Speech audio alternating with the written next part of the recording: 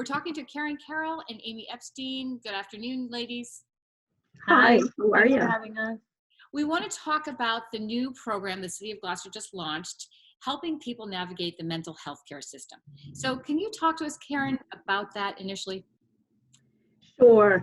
Thanks for having us. And this is a really, really exciting and important initiative that our department's been working on for a long time. It's been a priority of our mayor's office in conjunction with the state, trying to find ways to help people access mental health care. We all know from personal experience, friends, how daunting it can be, how people might not get a call back, you might not connect with the provider you're initially hooked up with. And so it's a really challenging thing for parents, for young people. We see it in all sectors. And then as COVID started coming through, we had our regular community meetings twice a week. We heard more and more about anxiety, depression, isolation, loneliness, substance use, what to do with my teens, how to keep people motivated. We heard so many of these mental health issues. Amy and I and the team started saying, how can we push this along?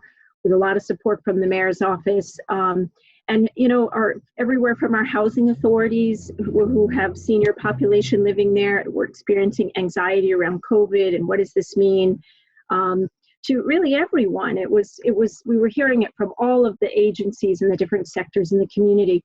So Amy and her team and our partners in the community have been able to put together a fabulous program that is free and available to anyone, to assist with that connecting process of accessing mental health. That's the first, barrier to get through. So I'm going to turn it over to Amy, the expert, and tell us how she did it and how the program works so people can take advantage of it. Great. Thanks, Karin. We're really excited to be able to offer this service for folks. This is open to anyone in the region. Technically it's 7 towns, but anyone in the area will be able to use the service and find it useful. When we did we have a grant from the Tower Foundation that helps us look at mental health access. And one of the things that came up over and over again is navigation of the system. As we all know, insurance can be tricky. Finding people who don't have a wait list, finding people who are available to you at your schedule as far as times, as far as locations, as far as access. These things were all coming up over and over again for folks, as Karin said, as far as a barrier to receiving mental health care. So we heard a lot of people kind of echo the same theme. And we thought one of the things that we might be able to offer is just give somebody the role of navigating this complicated system. So our goal is to help folks looking for mental health services to access them easily.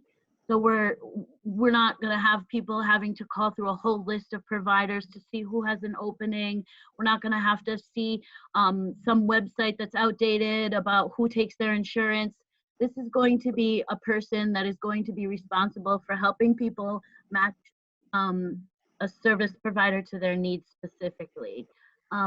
We are very fortunate to have a very good relationship with Children's Friends and Family in the city. We work with them on many initiatives, and they really do have their finger on the pulse of what's going on as far as mental health in the region. So we saw them as an ideal partner to help us get folks connected with what they need to be connected with. So although Children, Friends, and Family does offer many clinical services that they will refer to, they're also going to be working hard to collect a list of services that are outside of their agency as well. So we're going to have somebody over there answering the phone. Her name is Lauren. We'll attach a flyer and all the information you need to the post. And Lauren will be able to answer the phone and help you, depending on your insurance and your availability, connect with a provider that works for you. And there will be a follow-up call to make sure that your services worked out and if you access them. So this project is kind of twofold in that we're going to be able to help folks connect with services, but also identify any gaps that exist and hopefully along the way make services even more available to the community in the region. So clear, this is not a hotline. You're going to be calling, and going to still be a few stages before you can actually talk to someone about your issues, right? You need to find the provider and work with your insurance and all that. So that's a great question. She is going to be, it's definitely not a hotline, crisis hotline. We do have some of those available. They're posted all over the internet. I can give you some if you like. But this will be a 9 to 5 person who will be available to take calls. She has a direct line that's getting set up. It should be set up by now.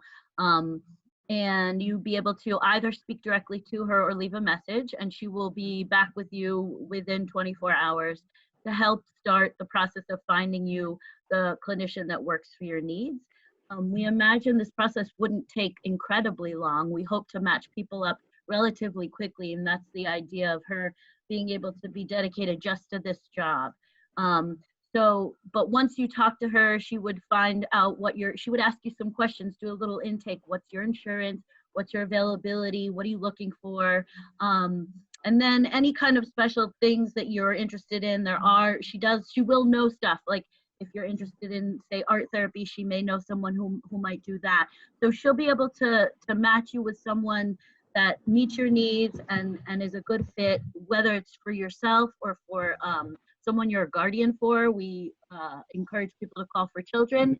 If you are under 18 and you want to call for yourself, that's fine. We'll just need to have some permission from your parent to run your insurance. But we encourage, older teens to make that step for themselves as well. So it should be very accessible to anyone, and it should not be a long process. Great. Corey, any questions? Well, I think we can touch upon a couple different subjects and follow-up conversations with Amy and Karin for sure. So we really appreciate your time. We want to get this word out ASAP, and we look forward to continuing the conversation with you both. Awesome. Thank you so much. Thank you very much for helping us to get the message out. Have a great day. Thanks, guys.